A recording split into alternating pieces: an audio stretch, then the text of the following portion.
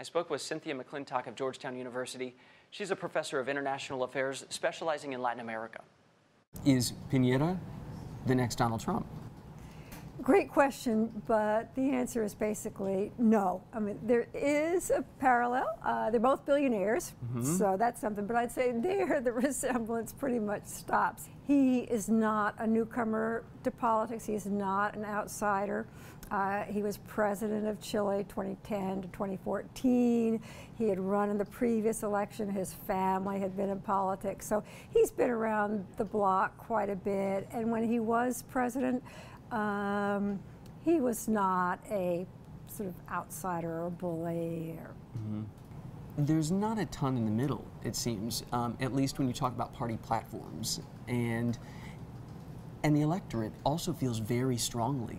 You know, I know people there whose families, they cannot discuss politics because they feel so strongly. It will split a family in two. We've seen similar things beginning to happen. You know, we don't have the George H.W. Bushes anymore here in the U.S. Are we seeing Chile go that way? Because we're seeing the party polarization getting a little more pronounced. Could Piñera, could he be playing into that at all? Now, in the recent election, sort of reverted to its former, pre-1973 patterns where the left was strong. So the big surprise of the election was the strength of the further left. But my own guess, I mean, it's reckless to make predictions. I think we here will pull this out, and that will mean continuity of the center-left coalition with a stronger, sort of further social democratic left in Congress. Do we risk, Widescale, when you look at the map, of opening up the system so much that everyone is pitted against somebody else and that the middle ends up disappearing? So I think it will be okay. I mean, Chile has a strong democratic history.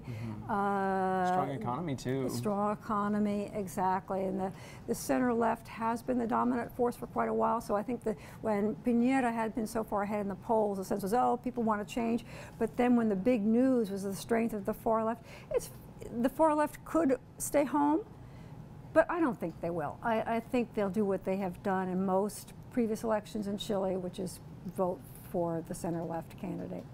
So the sense I'm getting from you as a summary is that Chile might be going through some contractions, you know, of natural development, but it's not in horrible health.